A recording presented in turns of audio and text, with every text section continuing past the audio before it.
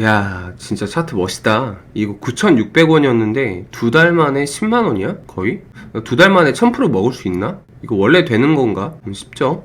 HLB입니다. 근데 얘는 보니까 거래량 싫고 음봉으로 맞았는데 이거 되는 거냐? 그러면 여기에서 또 금방 반등했어. 아, 역시 좋은 주식이야. 근데 또 슬슬 흐르다가 지금 여기에서 눌리는 조정 구간이야? 아니면은 빠지는 구간이야? 이거 뭐 어떻게 해야 돼? 뭘 봐야 돼? 다들 그렇게 생각들을 하실 거예요. HLB 파워 보겠습니다.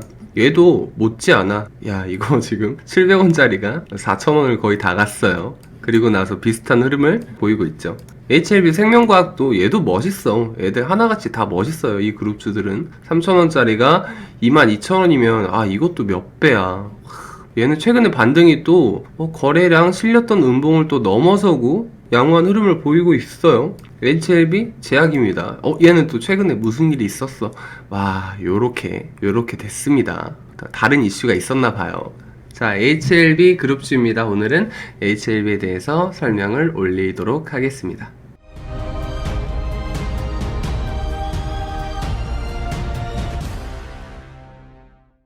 네, 안녕하세요. 여러분의 계좌를 지키는 여의도 수호신입니다. 제가 지금 차트를 4개를 보여드렸죠. 근데 마지막에 보여드렸던 HLB 제약이 그림이 조금 달라요. 얘는 작년 9월, 10월에 메디포럼 제약을 인수합병을 하면서 그 이슈로 주가가 많이 올랐었어요. 그래서 그림이 다른데 나머지 이제 회사들은 거의 다 공통된 흐름을 보이고 있죠. 이렇게 잘 가다가 음봉을 뻥 하고 맞았어요. 그리고 나서 다시 회복을 했어. 근데 다시 슬슬슬 빠지고 있죠. 왜 흐르는지 좀 궁금해요. 그래서 오늘은 제가 HLB에서 우리가 무엇을 집중적으로 조명해서 봐야 되는가, 판단을 어떻게 하면 좋을까, 요거를 좀 알려드리도록 하겠습니다. 네, HLB 하면 다들 하나 떠오르는 게 있으시죠? 리보세라닙이에요. 이제 얘는 HLB에서 개발하는 신약이에요. 그런데 어떤 약이냐? 위암에 대한 표적 항암제예요. 그것도 경구용 항암제죠. 입으로 먹으면 되는 항암제예요. 얼마나 편하고 좋아. 현재 간암이나 대장암 등 다양한 암에 대해서도 임상시험을 하고 있는 약이에요. 근데 이게 글로벌 임상 3상까지 종료를 했다며 이제 와서 왜 문제가 되는 거야? 3상까지 종료했으면 다 끝난 거 아니야? 근데 그게 아니라 이슈가 좀 있어요. 지금 금융당국이 글로벌 임상 3상 결과를 허위 공시했다라는 혐의로 심의를 하고 있죠. 그리고 또 HLB는 1년 6개월간 대규모 유상 증자를 해요. 그리고 NDA는 감감무소식이라고 합니다. 그 와중에 HLB가 최근에 무상증자로 주주 달래기에 나섰죠. 이건 다들 주주분들은 알고 계실 거예요. 근데 이게 무상증자로 정말 모든 문제가 해결이 났나? 이게 정답이었나? 그거에 대해서는 지금 의견이 조금씩 갈리고 있죠. 자, 그러면 무상증자 이후의 흐름을 좀 지켜보도록 하겠습니다. 보시다시피 이때가 허위공시 혐의가 있었던 날이에요. 이때 주가가 거의 하한가까지 직행을 했어요. 그 다음날, 다다음 날도 빠졌습니다. 그 이후로 다시 올랐어요. 와, 거의 반등을 다 했죠. 그래서 너무 좋았는데 이게 다시 이렇게 빠지면서 흘러요. 이거는 분명히 뭔가 이슈가 있겠죠. 증선이 변수에 속타는 HLB, 무중효과, 소멸 이렇게 나와있죠. 그러니까 HLB 측에서는 이렇게 이야기를 하고 있는 거예요. 야, 너네 증선이 우리 허위공시 혐의로 계속 심의하고 못살게 구니까 이 불확실성이 계속 되니까 우리 주가만 하락하잖아. 이거 빨리 뭐 해결을 해준던가 뭐라고 말을 해주던가 우리 좀 가만히 놔둬. 이렇게 항변을 하고 있는 거고, 한 측에서는 주가 부양 무증 한계 뚜렷이라는 반론도 나오고 있어요. 이건 또 무슨 말이냐면 너네가 근본적인 문제가 있는데 그걸 해결을 안 했잖아. 무상증자로 이렇게 덮는다고 그게 덮어지겠냐? 그게 그냥 무증 한계야. 받아들여. 뭐 이런 반론이 나오고 있는 거예요. 그래서 HLB가 최근에 주주가치 재고를 앞세워서 펼친 무상증자 효과가 한 달 만에 이제 사라지고 있죠. 근데 회사 측은 계속해서 증선위에다가 항변을 하고 있는 중이에요. 이어서 좀 보겠습니다. 정말 허위 공시였냐? 아니, 공시를 한 게 없는데 무슨 허위 공시하고 투자자들이 어리둥절해 하죠. 공시를 한 게 없어. 근데 허위 공시혐의라고? 도둑질을 안 했는데 나한테 절도죄라고? 뭐 이렇게 이야기를 하고 있는 거예요. 자, HLB가 공시를 한 게 아니고요. 보도 자료를 하나를 냈습니다. 근데 요게 이제 문제가 되는 건데, 사실 남양유업 같은 경우에도 불가리스가 코로나 치료제다, 이게 공시는 아니었죠. 컨소시엄에서 발표를 한 건데, 그게 투자 판단에 지대한 영향을 끼치기 때문에 지금 식약처에서 먼저 태클이 한번 들어갔고요. 거래소에서도 유의 깊게 보고 있죠. HLB도 비슷한 경우로 판단을 해주시면 될 것 같아요. 공식 아니더라도 보도 자료가 좀 판단 기준이 돼서 이게 좀 중요한 쟁점이 되고 있습니다. 일단 보도자료를 한번 볼게요. 거의 공식급으로 나오긴 했어요. 지금 HLB 리보세라닙 글로벌 임상 3상 성공이라고 대문짝만하게 발표를 했죠. 자, HLB가 보도자료를 배포를 해서 지금 이게 공시냐 보도자료냐 그 차이만 있지, 사실 HLB라는 주가 자체에 완벽하게 지대한 영향을 끼치는 그런 표현들은 맞습니다. 그래서 배제를 할 수 없는 것 같아요. 그러면 리보세라닙이 정말 3상에 성공을 했냐 아니면 실패를 했냐, 이게 허위냐 진실이냐, 이걸 좀 밝혀봐야 될 것 같습니다.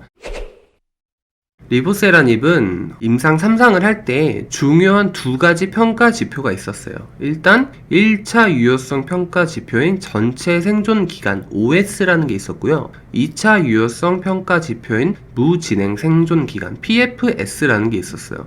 자, 이 리보세라닙은 암에 대한 약이잖아요. 그러면 이 약을 먹었을 때 암이 나아야 될 거 아니에요. 우리가 더 오래 살아야겠죠. 그러니까 예를 들어서 OS가 24개월이다 라고 한다면 리보세라닙을 먹었을 때 안 먹은 사람 대비해서 24개월만큼 더 오래 살 수 있어요 라는 이야기고요. PFS가 12개월이라고 한다면 먹지 않은 사람 대비 암이 12개월 동안 더 진행이 되지 않고 있어요 라는 이야기예요. 단순하게 암을 얼마나 잘 억제를 했느냐 라는 이야기가 될 테고, OS 같은 경우에는 암은 억제가 됐어도 다른 합병증이나 부작용이나 이런 것들로 인해서 다른 사유로 사망할 수도 있잖아요. 그러니까 종합적인 걸 잘 케어를 해서 결국 얼마나 더 오래 살았는데 라고 하는 이야기입니다. 뭐가 더 중요한 지표인지 우열을 가릴 수는 없어요. 뭐가 더 상위 지표라고 말할 수도 없습니다.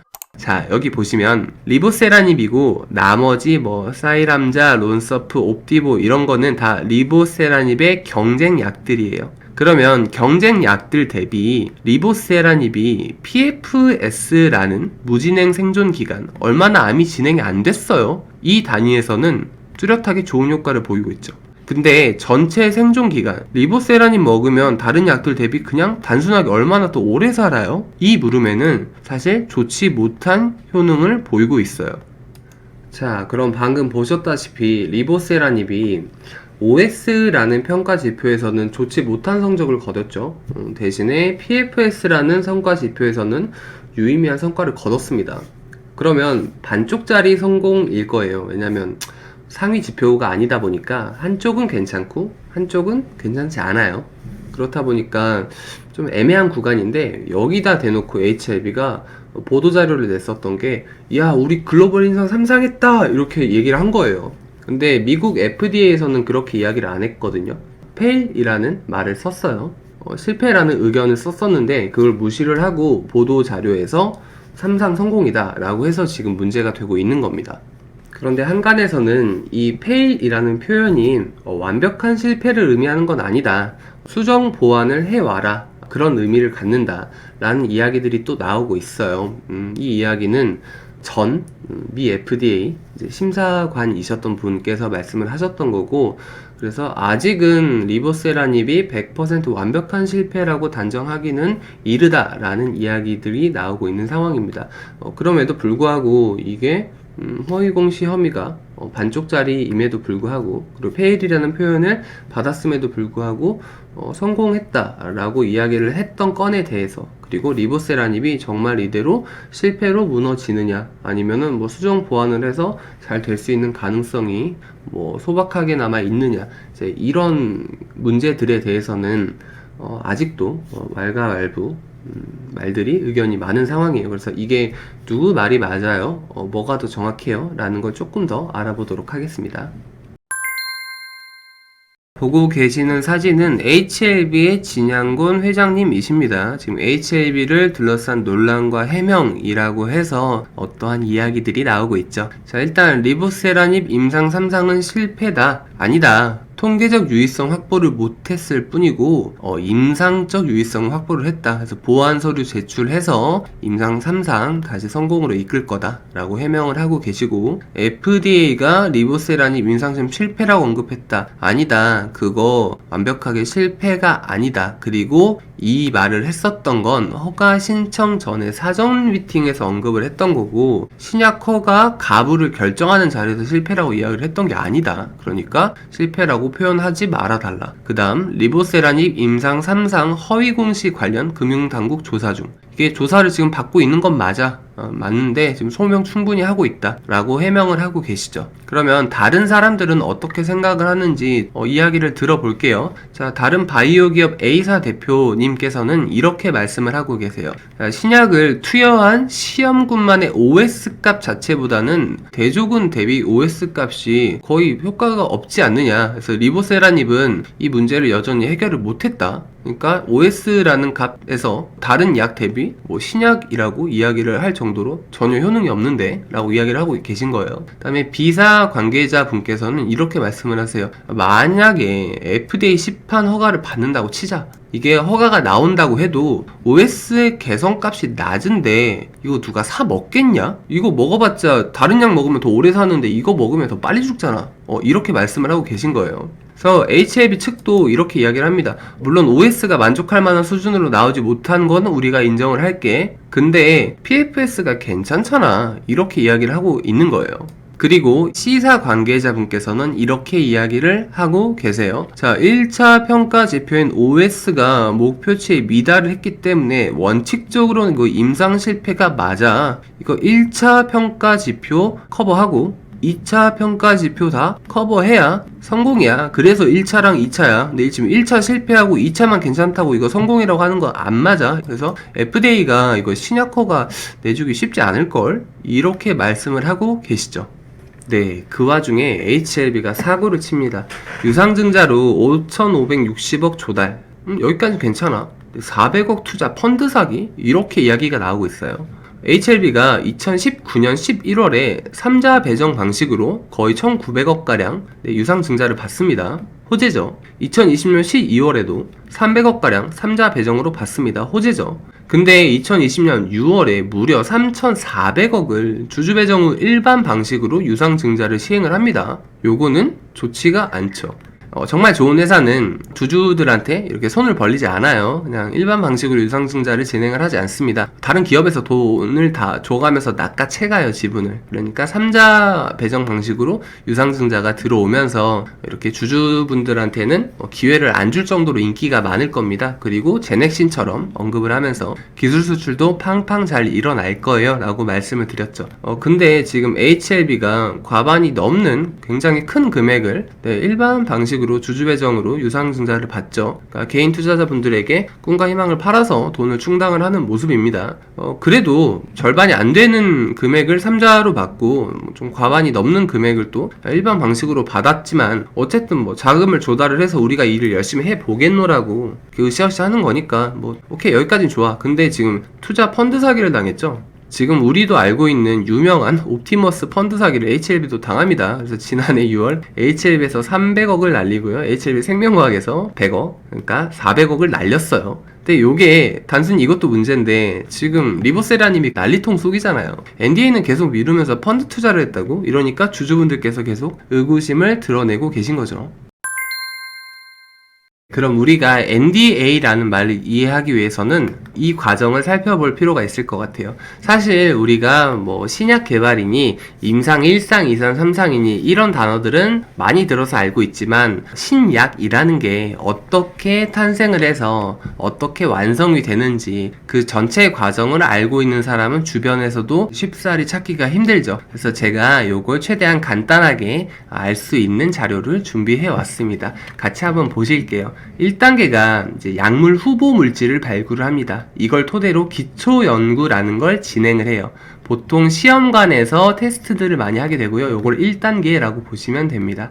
그 다음으로 2단계가 진행이 되는데요. 요건 전 임상 시험이라고 불리워요. 요건 동물을 대상으로 테스트를 하게 됩니다. 자, 3단계가 되면 이제 동물한테도 괜찮았으니까 효과도 있었고 안전하니까 이제 사람한테 한번 해볼까? 라고 해서 정상인과 환자, 사람 대상으로 임상시험이라는 걸 테스트를 하게 됩니다. 여기에서 우리가 주로 듣게 되는 1상, 2상, 3상이 나뉘게 되는데요. 보통은 규모가 조금 달라요. 1상 같은 경우에는 효능보다는 일단 안전해야 되니까 안전성 평가를 위주로 테스트를 합니다. 참여 인원은 평균적으로 20에서 80명 정도로 작은 편이고, 이게 오케이가 됐어, 안전해 라고 나온다면 이제 2상을 들어갈 수 있어요. 이때는 참여 인원이 평균 100에서 300명 정도가 되고요. 이때는 안전성보다는 효능을 위주로 테스트를 하게 됩니다. 자, 3상이 되면 1상도 괜찮고 2상도 괜찮아? 그러면 이번에 좀 대규모로 해볼까? 라고 해서 평균적으로 300에서 3000명 정도의 단위로 3상 시험을 테스트를 하게 됩니다. 이때는 성공률을 훨씬 더 타이트하게 높여요. 그래서 효능과 안정성을 둘 다 동시에 테스트를 하게 됩니다. 임상 3상이 마무리가 되면 이때 신약 승인 신청이라는 걸 해요. 자, 이 신약 승인 신청을 FDA에 내는 과정을 NDA라고 불러요. 근데 HLB는 지금 임상 3상이 마무리가 됐고 결과를 어떤 식으로든 받았으니까 FDA에다가 NDA를 넣고 3상 결과에 대해서 보완을 하고 이런 과정들이 필요할 텐데, 지금 HLB가 요 NDA를 안 넣고 있다는 이야기죠. 이게 문제가 되는 겁니다. 자, 이야기를 마저 이어가면 신약 승인 신청을 하고 나서 신약 판매 승인이 나면 요게 5단계가 돼요. 그 이후에 이제 약은 시중에 판매가 되게 돼요. 사후 조사까지 들어가서 6단계까지 마무리가 되게 됩니다. 요 1년의 과정이 신약이 태어나서 완성이 되는 그 과정이에요. 그럼 우리는 이제 NDA라는 개념을 알게 됐죠. 그럼 HLB가 NDA에 대해서 어떤 태도를 보이고 있는지 설명을 올리도록 하겠습니다. HLB는 유상증자로 대규모 자금을 조달을 하면서 정작 리보세라닙의 NDA는 1년 6개월이 지나도록 준비 중이라는 말만 되풀이를 하고 있어요. 사실 목표치로 잡았던 건 지난해 3월 말인데 어느새 또 1년보다 더 지나서 올해 4월 말이 다가오고 있죠. 자, NDA는 차일피일 계속 미루고만 있어요. 사유는 코로나19로 지연되고 있다는데 사실 이게 말이 안 됩니다. NDA 신청해서 접수를 일단 밀어 넣어야 되는데 코로나 탓에 지연되고 있다는 말 자체가 어불성설이죠. 진양군 HB 회장님은 이슈가 발생할 때마다 유튜브 채널을 통해서 적극적으로 해명하고 회사 입장을 이렇게 내비치던 분이십니다. 그런데 NDA 이야기만 나오면 입을 꾹 다무세요. HLB 내부적으로 리보세라님에 관한 이슈가 있는 게 아니냐라는 의혹이 제기될 법도 합니다. 사실 HLB는 NDA 이슈만 아니라면 파이프라인의 가치는 대단한 게 맞아요. 보시다시피 인간이 가장 정복해하고 싶어하는 위암, 간암, 암에 관한 신약입니다. 임상도 지금 3상 완료가 되어 있고 간암 같은 경우에도 거의 마무리 단계로 진행이 되고 있어요. 여기에서 이제 3상 결과들만 잘 보완을 하고 NDA를 넣어서 신약이 나오기만 한다면 이 파이프라인의 가치는 정말 대단할 텐데 그놈의 NDA가 문제가 되고 있습니다. 그러면 최근 HLB의 NDA 대응하는 근황을 좀 볼게요. 2주 전 기사들을 조금 스크래핑을 해왔습니다. 이때도 보시면 여전히 NDA 준비 중입니다. NDA 준비 중이에요. 준비 중입니다. NDA 준비 중이에요. 이런 말로만 계속해서 일관하고 있죠. 자, HLB 유튜브 채널입니다. 아까도 말씀드렸지만 어떠한 이슈가 있을 때마다 적극적으로 해명해서 주주들과의 신뢰관계를 돈독히 하시던 분이세요. 최근에 언론 보도 관련 입장 발표가 2월 16일 허위 공시 혐의 관련된 이야기였는데요. 이날 이후로 NDA에 관한 이야기는 여전히 없는 상황이에요. 댓글들도 살펴보면 이렇습니다. 주주분들께서는 NDA 신청이 언제냐, 됐냐, 했냐, 안 했냐 이런 것들을 가장 궁금해하세요. 여기에서도 NDA 제출한다고 몇 번이나 거짓말한 결과입니다. 빨리 제출해 주시고 우리한테 대응책을 설명을 해주세요. 되게 묵묵부답이죠. 자, 여기에서 이제 우리가 오늘의 결론을 정리를 해볼 수 있을 것 같아요. HLB는 NDA를 진행을 정상적으로 할 수 있으면 더욱 긍정적으로 볼 수 있을 거라는 생각입니다. 반대로 이야기를 하면 NDA가 진행이 안 되고 불확실한 상태로 남아 있다면 조심해야 될 구간인 건 틀림없을 것 같아요. 두 번째로 3상 임상 결과에서 아쉬웠던 부분이 하나 있었죠. 1차 유의성 지표에 해당하는 OS 부분이었습니다. 이 지표가 개선이 된다면 더욱 더 좋겠죠. 마지막 추가적으로 현재 검찰 통보 가능성 여부가 불확실한 상태예요. 검찰 관련돼서 이 리스크가 확실하게 해소가 되면 더더욱 좋을 수 있겠습니다. 반대로 이야기를 하면 1번 이슈도 2번 이슈도 3번 이슈도 지금 상황에서는 여전히 불확실한 상태예요. 주가가 오를 때 가장 힘들어하는 게 불확실성이라는 요소인 건 주주분들 모두 다 알고 계시죠. 자, 우리가 지금 봐야 될 건 HLB의 무상증자가 아닙니다. 차트가 아니에요. 앞서 말씀드린 세 가지 이슈를 꼭 꼼꼼하게 확인을 하시고 HLB 투자 판단에 도움이 되셨으면 합니다. 그러면 저는 오늘 여기까지 말씀을 올리고요. 다음에 더 좋은 영상으로 좋은 컨텐츠로 찾아뵙도록 하겠습니다. 자, 끝난 줄 아셨죠? 네, HLB 차트입니다. 지금 요렇게 급하게 상승을 했다가 지금 눌려서 조정을 받는 구간을 거치고 있죠. 여기 보시면 거래량이 좀 터지긴 했는데 여기서 바닥 구간 한번 잡아주고 있습니다.